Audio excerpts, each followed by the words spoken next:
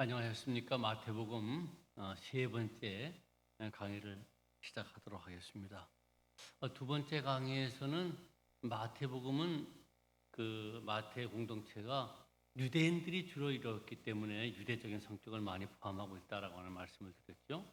근데 그럼에도 불구하고 마태복음에는 친이방적 성격이 아주 많이 내포되어 있는 아주 특별한 그런 복음서다라고 하는 말씀을 드렸습니다. 바로 이제 왜 이렇게 그 두 가지 성격을 다 내포하고 있는가에 대하여서 이것은 오늘부터 같이 공부하려고 하는 저자 문제를 통하여서 우리가 알아야 될 문제입니다. 오늘 강의를 시작하겠습니다. 여러분들 이미 자료를 가지고 계시는데 마태의 저자 문제를 같이 보도록 하겠습니다.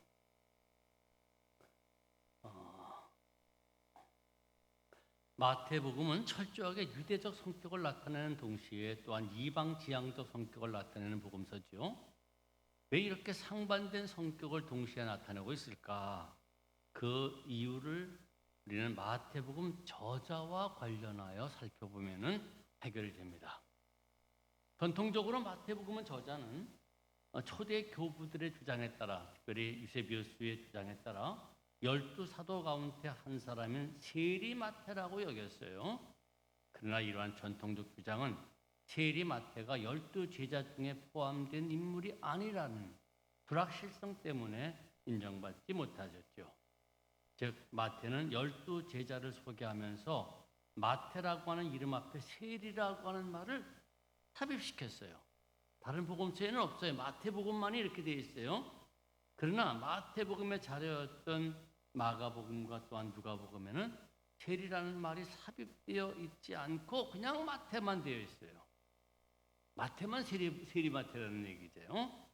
또 마태복음에는 마태가 세리였음을 예수께서 마태가 세리에 앉아 있는 것을 보시고 부르셨다는 사실을 밝혀요. 마태복음 9장 9절에 보면 되어 있어요. 그러나 마가복음과 누가복음에 의하면 세관에 앉아 있다가 예수님의 부름을 받은 사람은 마태가 아니에요. 레위라고 하는 사람이에요. 참고 구절 여러분들이 보시기 바랍니다. 마태복음 저자가 12사도의 명단을 소개하면서 마태의 이름 앞에 세리를 첨가한 것이며 마가복음 2장 14절에 세관에 앉아있던 레위를 마태로 변경시킨 것은 세리 마태와 세리 레위를 동일 인물로 봤기 때문이에요. 이로써 학자들은 마태복음이 12제자 중 한 사람이 기록했다는 것을 거부하고 누군지 몰라. 그래서 익명의 저자의 작품으로 오늘날은 보고 있습니다. 그러나 문제가 있죠, 여전히. 그가 누구인지 간에, 이름을 모르는 누구인지 간에 한 사람에게서 유대적 성격과 이방적 성격이 동시에 나올 수 있느냐, 이게 문제라는 얘기예요. 그리하여 학자들은 마태복음은 한 사람의 작품이 아니라 여러 사람이 여러 번의 편집 과정을 통하여 기록된 것이라고 하는 데에 동의하고 있어요. 즉, 첫 번째 편집자는 예수님의 시대가 끝난 직후 주로 유대적 성격의 자료를 수집한 유대인 기독인이었을 것이고, 이 첫 번째 것에다가 이방적 성교가 활발해지던 1세기 말경에 이방적 기독인인 두 번째 편집자가 세계주의 사상에 입각한 자료를 다시 수집해서 첨가하여 편집했을 것이다. 그래서 한 사람이 아니라 여러 사람일 것이다. 또 여러 변의 편집이 있었을 것이다 라고 보는 거죠. 이렇게 마태복음은 서로 다른 자료 수집자들, 일명의 마태 공동체라고 보통 학자들이 불러요. 이런 수집자들의 여러 번의 편집을 거쳐 지금의 모습으로 갖추게 되었을 것이다. 그래서 마태복음에는요, 유대 성격과 이방 성격이 같이 드러난다. 이게 굉장히 이제 신학적으로 중요하기 때문에 저자의 문제에 대한 말씀을 살펴본 겁니다. 이 그다음 문제가 굉장히 중요해요. 반바울적 사상. 이게 마태복음에서 아주 굉장히 중요한 내용이죠. 같이 보시겠습니다. 마태복음에는 교회 안에서 오해되어 그릇된 영향을 끼치고 있었던 바울 사상을 견제하는 반바울적 사상이 농후하게 포함되어 있어요. 이방인에게 예수 그리스도를 선교한 바울은 이방인인 갈라디아 교회에 들어온 유대인 기독교인들이 전한 할례 등 율법 준수를 강요하는 것을 다른 복음, 이 다른 복음이라고 얘기를 하면서 강하게 저주하죠. 갈라디아서 1장 6절부터 9절 아주 저주하는 겁니다. 그래서 구원은 인간 쪽의 선행에 대한 보상이 아니라 전적인 하나님의 은혜, 곧 믿음으로 구원을 얻게 됨을 강조해요.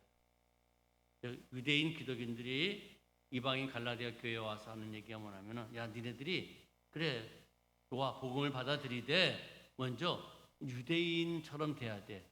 할례도 받고 율법도 좀 지키고 그리고는 복음을 받아들여라고 하는 그 다른 복음이에요. 특별히 강조된 것이 이제 할례죠. 그래서 이제 우리가 갈라디아서 공부할 때에 바울이 베드로를 꾸짖은 얘기도 같이 공부를 할 겁니다. 그러면서 바울이 강조하는 것은 오직 믿음으로라라고 하는 얘기.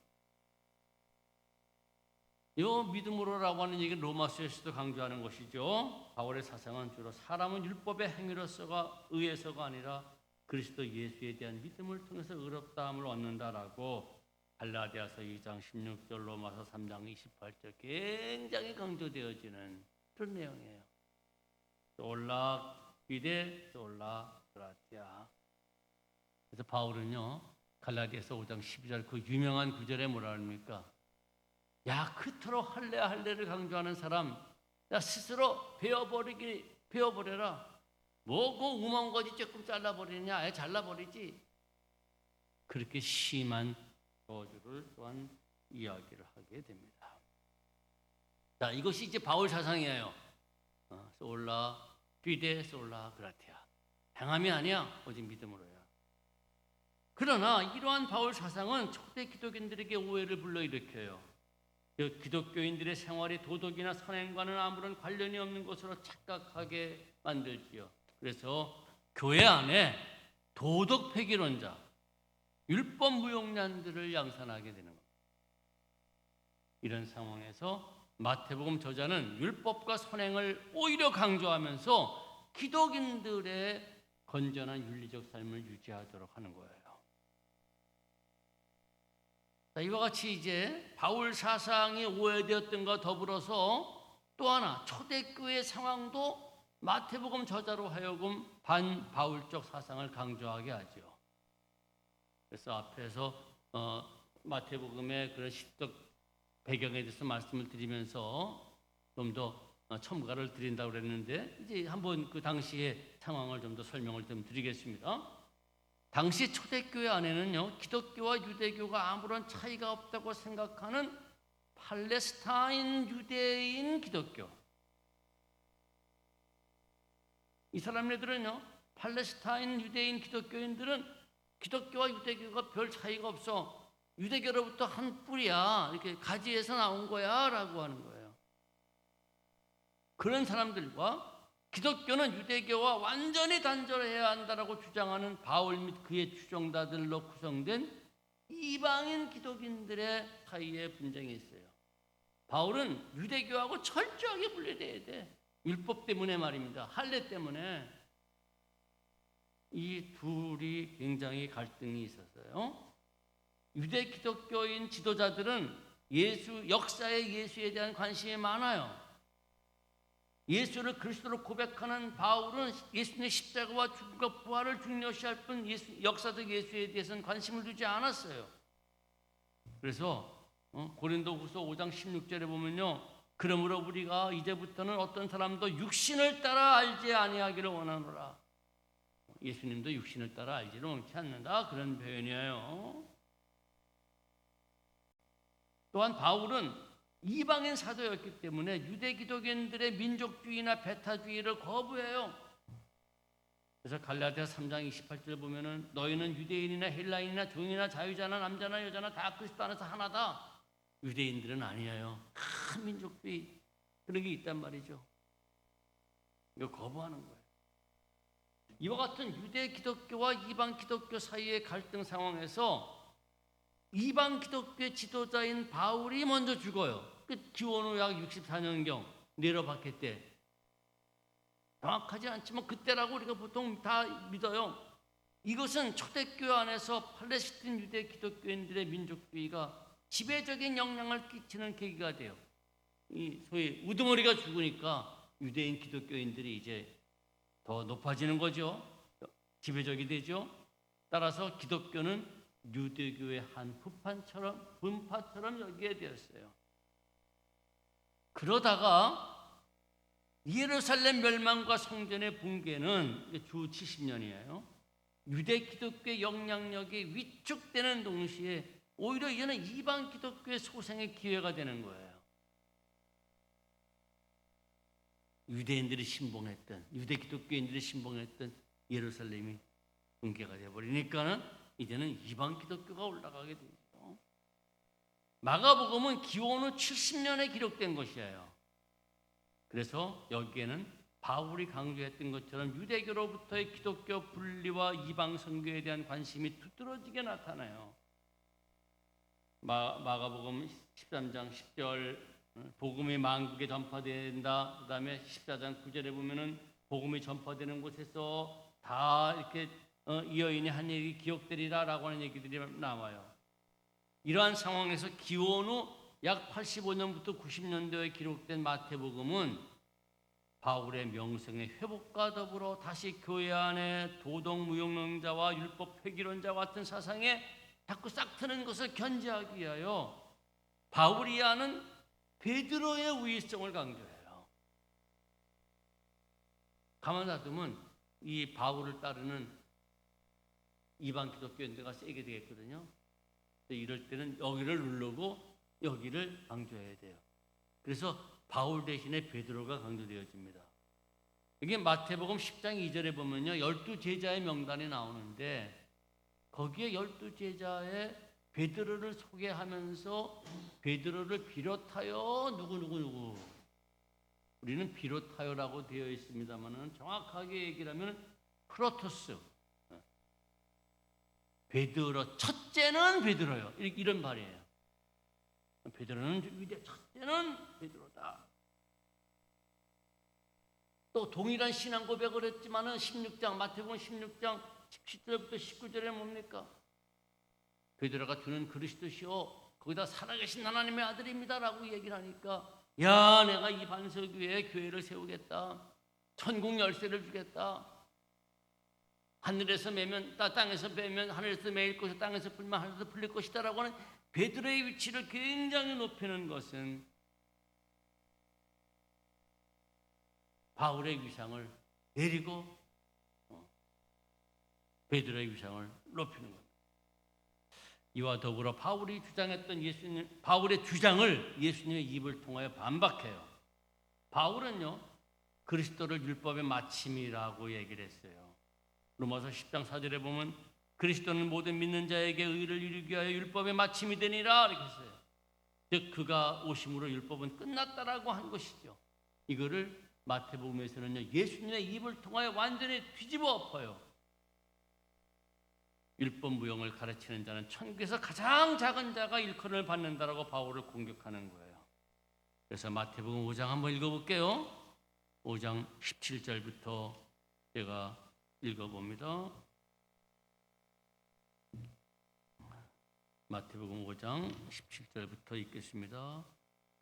내가 율법이나 선지자를 폐하려 온 줄로 생각하지 마라. 폐하려 온 것이 아니요 완전하게 하려 함이라.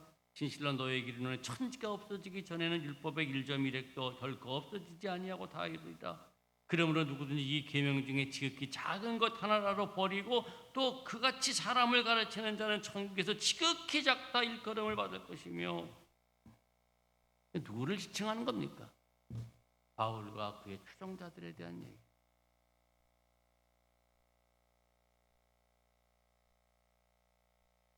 이방 선교도 금지하죠. 그건 앞에서 다 읽어본 겁니다. 교다시 비유를 통하여서 나쁜 씨 뿌리고 간 사람들이 누가 있다는 얘기예요. 그래서 원수가 그랬다라고 하는 것도 바울을 공격하는 거예요. 혼인잔치 비유는 말입니다. 누가복음에도 있어요. 근데 마태복음에서만큼은 예복 비유가 포함되어 있어서 이거 마태의 특수 자료예요. 믿으라고 초청을 받아 몰려든 많은 이방인들, 그렇지만 도덕적 책임이나 어떠한 삶의 변화 없이 그대로 교회 안에 용납되어지는 상황에서 예복은 뭐냐? 예복 입게 하는 사람은요, 선행이 필요하다. 그래서 율법 폐기론자, 도덕무용론자 이런 사람들은 그럴 수 없어라고 하는 것을 강조하는 거예요. 믿음만으로 충분치 않고 선행이 필요하다라고 하는 것을 강조하는 것입니다. 그 외에 5장 16절, 20절, 7장 21절 등등 한번 보시겠습니다. 특별히 이 7장을 보시면요, 잘 아시는 말씀입니다. 7장 21절 보시면은 나더러 주여 주여 하는 자마다 다 천국에 들어갈 것이 아니요 다만 하늘에 계신 내 아버지 뜻대로 행하는 자라야 들어가리라. 주여 주여. 다 믿음 있는 사람들은 다 주여 주여 하는 거예요. 안 된다는 얘기예요. 그래서 24절부터 보면은 반석 위에 집을 지은 사람에 대한 이야기가 나오는 게 되죠. 그 다음에 특별히 25장 31절부터 46절까지는 뭔 얘기입니까? 그 유명한 마지막 심판 때의 얘기입니다.